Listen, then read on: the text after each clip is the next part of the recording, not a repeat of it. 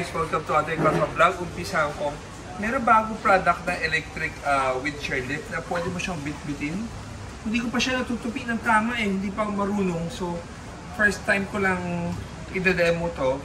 So, foldable. Should be ang fold niya parang tuping tuping foldable. Pero, gusto ko na lang muna ipakita. Hindi pa ako ganun ka marunong. So, meron siyang tapakan dito. So, para to sa yung mga buwabiyahe na on the go na, di ba yung mga electric wheelchair, dito ang hirap buhatin. Electric wheelchair pala, ito magaang siya. Hindi ba siya sobrang gaang, pero something na pagbabiyahe ka sa abroad, pwede mong gamitin. Tapos, naka-lithium ion siya na battery. Tapos may option kang gamitin. Ito mukha na siyang, akala ko nung una carbon fiber. Hindi pa siya carbon fiber, mukha lang carbon fiber na sticker. Pero, ang supplier namin ito na bago, meron siyang aluminum and talaga totoong carbon fiber. So, ang price niya nag-start at 78,000. Ito yun. So, mahal siya o mura, hindi ko pa alam. Pero, pinapa-share lang sa amin ng supplier namin na to align with mga PWD wheelchair lift na binibenta natin. Sinama lang to. So, ngayon, napapakita sa inyo, itong actual na upuan na to, naaakit ako doon sa rampa ng foldable. Dati may napakita ako, papakita ko ulit ngayon, manual na foldable na ramp para lang cheaper, mas mabilis ikabit, pero again, parang for PWD. So, I'll start with power. Meron siyang busina, meron siyang seatbelt. Ano yung seatbelt dito? Hindi ko na i-operate pero sige, pakita ko na rin sa inyo. So, this is the seatbelt. Pag malalaking katulad ko, kailangan i-stretch.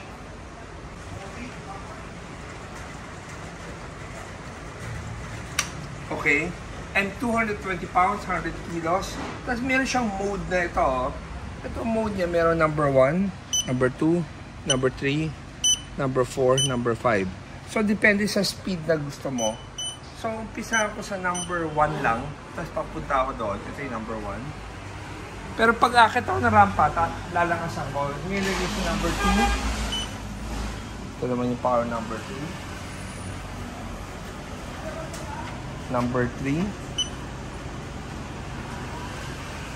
Mas napipili ko yung power sa number 3.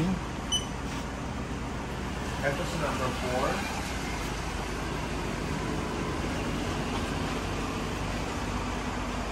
Tapos, hindi naman ako sa rampa na aakatin na natin yun.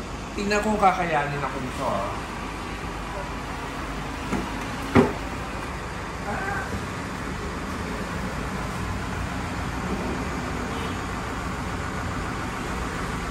Medyo hirap siya sa sa bigat ko. Pero kung kakapain ko,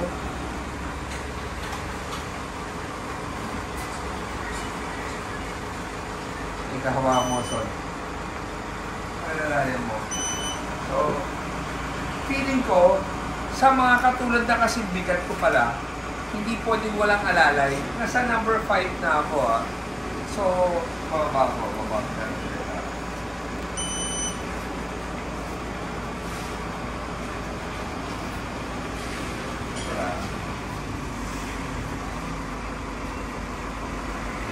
I-operate So, ulitin ko sa bigat ko, so alalay ka na lang sa likod para kung ano.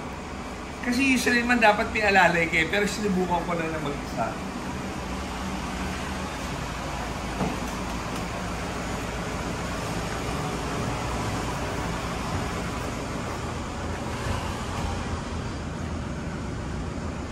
Okay guys, mas mahirap siya sa mga kasing weight ko. Pero papasubok ko naman sa mas magang. Jason, ikaw naman. Ikaw sumubok. Magaan ka Labas mo muna.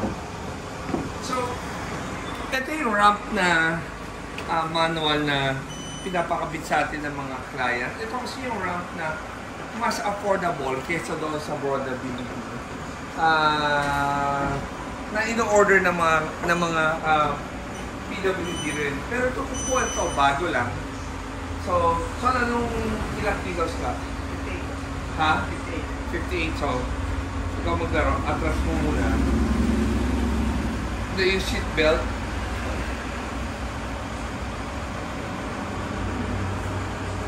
Sige, lalayan. Ayun.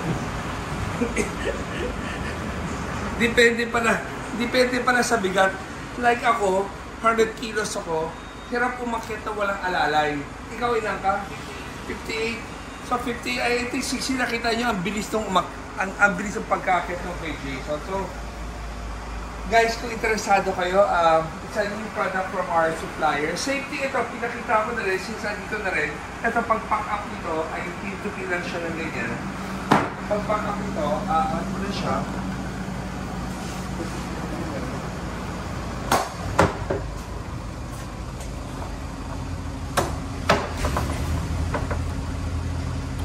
lalak ko siya, magkakilaan. Okay. Tapos sa loob pala ito, nilagyan na namin ang floor locks, which is ito, nilalak mo siya sa wheelchair para safety siya at pag biglang pumreno or sudden stop, hindi itatapon yung wheelchair mo. So guys, if you're interested, tawag lang sa 3411-5858. So guys, thank you for watching. And always remember, Jesus loves you. God bless.